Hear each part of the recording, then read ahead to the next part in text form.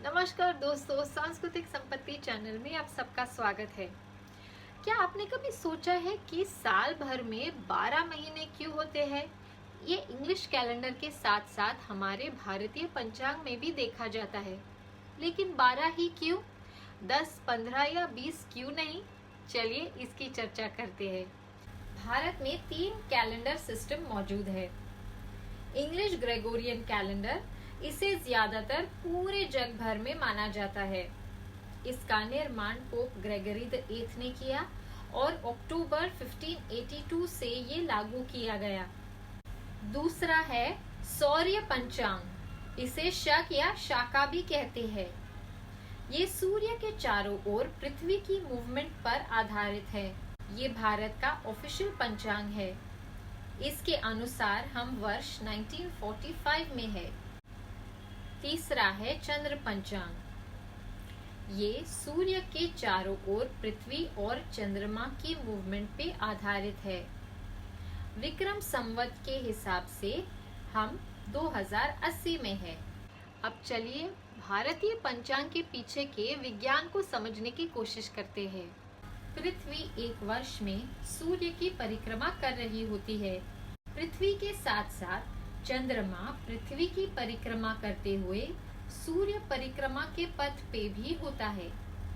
चंद्रमा 365 दिन में 12 बार पृथ्वी की परिक्रमा करता है। ये एक कारण है कि हमारे कैलेंडर में 12 महीने होते हैं। सौर्य पंचांग और चंद्र पंचांग दोनों ही पंचांगों में जो महीने हैं, उन महीनों के नाम सेम है, क्योंकि इन महीनों के नाम ये नक्षत्रों से लिए गए हैं।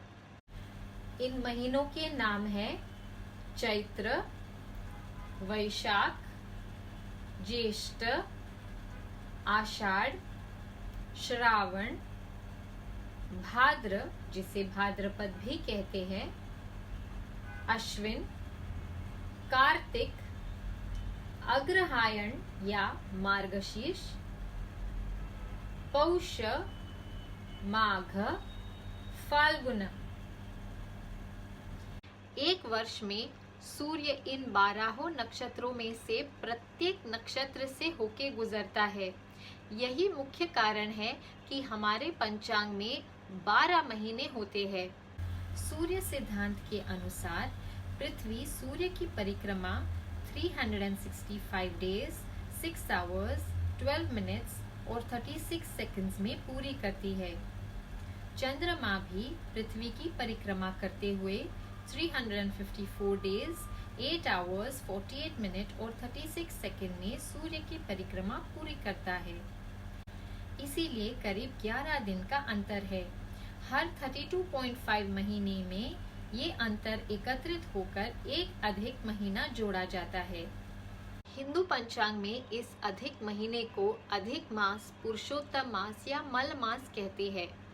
इसके बारे में हमने अलग से वीडियो बनाया है, जहां अधिक मास के बारे में विस्तार से बताया है। उसे जरूर देखिए, लिंक नीचे डिस्क्रिप्शन बॉक्स में है। अधिक महीना एक ऐसा महीना है जो जोड़ा जाता है। पर क्या आप ये जानते हैं कि एक क्षय मास भी होता है?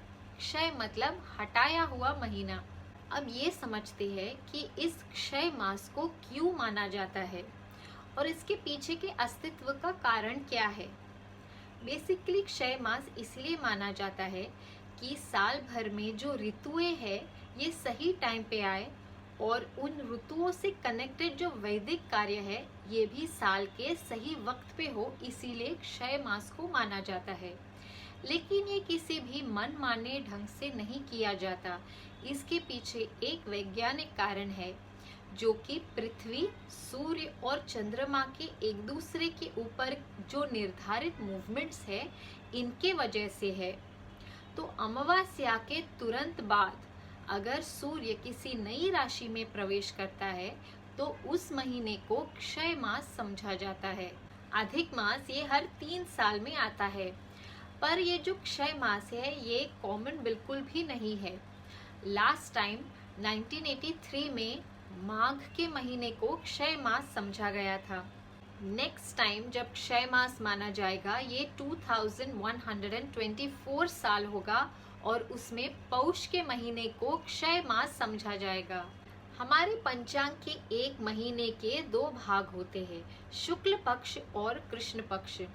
दोनों ही पक्षों में 15 तिथियां होती है, तो टोटल एक महीने में 30 तिथियां होती है।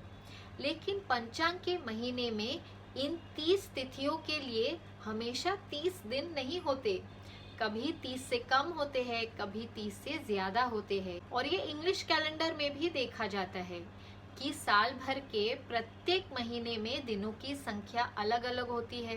तो ये ऐसा क्यों है? हमारे जो पंचांग का सिस्टम है ये बहुत साइंटिफिक सिस्टम है, क्योंकि ये सूर्य और पृथ्वी इन दोनों की मूवमेंट्स के ऊपर आधारित है।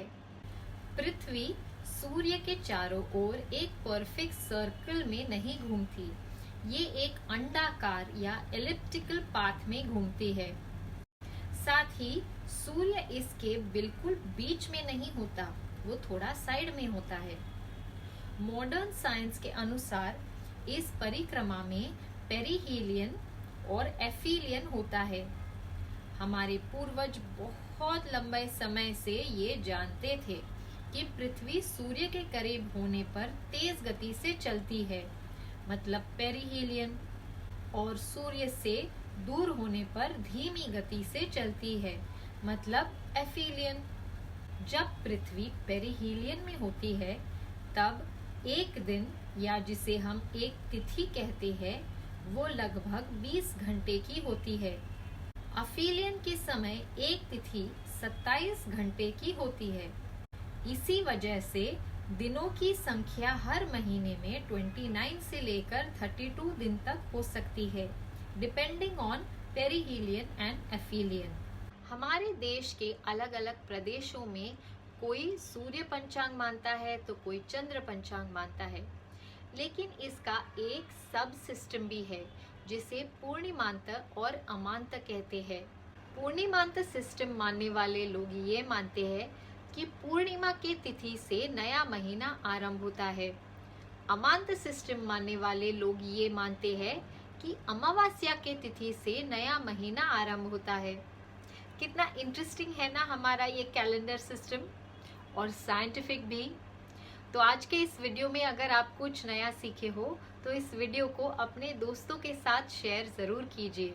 सनातनी रहिए, खुश रहिए। नमस्कार।